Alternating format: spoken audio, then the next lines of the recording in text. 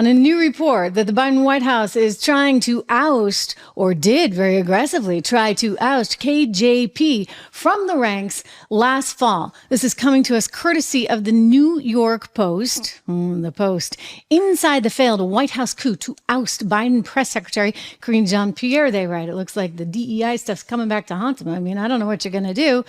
She's an African-American woman and she's gay. So, that's a couple boxes right there. Despite the fact that she can't do her job, she still has that job, right? I mean, she really can't do that job. So what is it? I'll get back to you. Didn't Peppermint Patty have something else that she used to say? Like, I'll circle back. Well, KJP has coined a whole new term. Watch. Las Vegas, he told a story about recently talking to a French president who died in 1996. I'm not even going to go down that rabbit hole with you, sir. What? So the board has never convened. It never convened, and the board is yes, the board is pausing in the sense that it will not convene. Let me see if I have anything new for you on that. I think it's been a couple of days. Hey, Drew, do we have one more of her? The one that the RNC put out, because that was just funny. It was like the 100 times she said, da-da-da. Okay, he's going to work on that. He's going to show me when. There we go.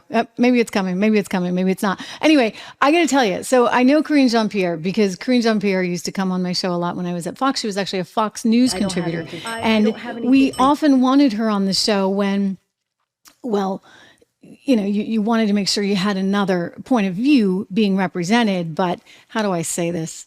Oh, there was sort of always an angle, right, at Fox where you'd have the Democrat that really couldn't explain themselves. And she kind of always fit that bill. She was quite lovely, but she could never explain herself. And it was always really awkward when she would try and talk economics because, trust me, and I know it's me, but you don't want to talk economics with me unless you really, really know what you're talking about, because I live, sleep, eat, and breathe this stuff.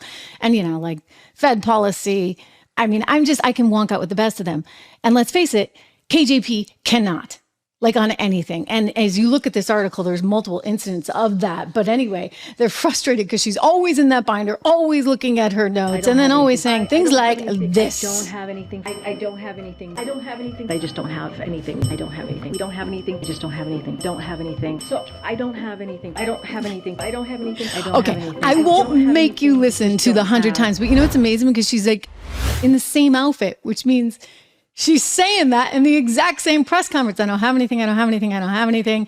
Wow. Okay, we get it. You don't have anything. Well, apparently the Biden White House is so distressed about his polls, so distressed about how he's being represented in the press that as far back as last fall, they wanted to get rid of her. But like I said, kind of hard to do. According, this is allegedly, according to the report, because they're denying it. They're like, oh, she's fantastic. Yeah, you keep telling yourselves that, guys. She's fantastic. According to this report in the New York Post, Anita Dunn, the wife of Biden's personal attorney, Bob Bauer, told colleagues that she had decided to call in prominent Democrats to explain, to tell Karine Jean-Pierre why, you know what, your time is up, girl. Your time is up. You need to move on. So they tried. But she's clinging to the Post. No. She's not going anywhere. I'm going to quote the source in the New York Post that said there were a number of people she asked to engage Karine. I guess they wanted to have a little soft landing for her. There was an effort, according to the source, to have some outside folks who Karine knows and trusts talk to her about why leaving last fall would have made a whole lot of sense for her career. After all, Jen Psaki, Peppermint Patty, look, she went on to great things. She's like hosting a digital show over there on MSNBC and became an MSNBC analyst. I mean, maybe Karine Jean-Pierre could go back to her old job at Fox News. I don't know. Anyway, they tried to offer something a little bit better. There was the opportunity to run Emily's list, I guess, and a few other things, but none of it struck her as interesting enough. And she preferred to stay in her place there at the White House. So they're frustrated. They're frustrated because they don't feel that she's best representing Joe Biden and the policies of Joe Biden. And there's also concern that she doesn't do her homework, according to this article, that she doesn't understand the nitty-gritty stuff and that she's always got her head buried in that binder. I can, again, tell you from personal experience, she is a lovely person. I really do mean that. A lovely, lovely woman, a very, very nice way about her, but does not understand what she's talking about. Okay. And you kind of need to know. And you need to know what direction they're coming at you with. If you are in that position, you need to anticipate it. You need to be so knee deep in that policy that there's no way they're going to be able to run circles around you. And yet, what do? They, meaning the media, they run circles around her. In other words, the fact that the left is at all running circles. I mean, they don't even want to, right?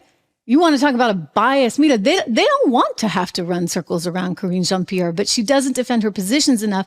She makes it just too darn easy. And then you look at the poll numbers and they show you no one is buying into this administration right now. Nobody thinks that Joe Biden can do the job. Whether or not she's the reason, I actually don't think she is. I don't think she has anything to do with it. You could get a better press person. Of course you could. But it doesn't change the reality of what's going on the ground. And that is the fact that we have terrible inflation.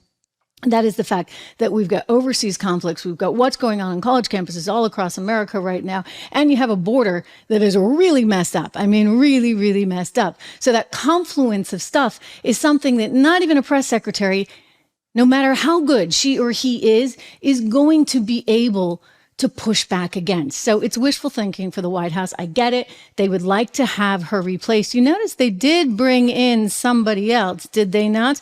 They brought in the guy who was over at the Pentagon. He's actually been doing a whole lot more. John Kirby has been out there. Apparently he's always been in a lot of these briefings. They didn't fully, totally trust her in some of these briefings. And so they'd always have Kirby nearby. He's done a couple of stints at the Pentagon as press secretary. You know, he was there during the Obama administration. And so he's kind of seasoned. And I think they want to really make sure that there's an adult in the room. So he's there all the time. He's been taking on more and more responsibility. She's taking a little less, but again, she's not going anywhere. I mean, I don't know. Maybe she'll just keep getting demoted. The White House wants you to know it's not a demotion. Promoting John Kirby has nothing to do with demoting KJP. But, you know, it's like I said, back at Bloomberg, back in the day, back when, for whatever reason, television was being run as a marketing arm for the Bloomberg terminals, like you couldn't get fired if you tried, really, from Bloomberg television. The joke was you could take an anchor and at some point he or she might be cutting tape overnight in radio or sweeping the bathroom floor. It didn't matter. They weren't losing their job. That may be like what's going on at the White House right now, especially for someone who checks all the boxes that she checks. So, yeah, no, you know, nothing to see here. Pentagon Press Secretary Kirby's not replacing her. He's not over her, except he is. And they can't get rid of her. I wish her luck. I really do. Maybe she'll go back to Fox. Again, none of this makes any difference, ladies and gentlemen. You can get the best press secretary in the world. And when you've got mega problems like we got going on right now, when you get inflation like we've got going on, and gas prices up 40% from where they were back in the Trump presidency, hey, this stuff adds up, right? Eggs up nearly 50%. This is my favorite chart. I love to show you. Drew knows. We keep this one handy because it's just wild. Everything is higher. Everything is higher. And that doesn't even include, by the way, mortgages, which are 66% higher on average, or rents, which are 22% and up higher on average. I mean, this is not a good financial picture. So is it any surprise that the polls tell you it's going to be a really uphill battle for one person in particular?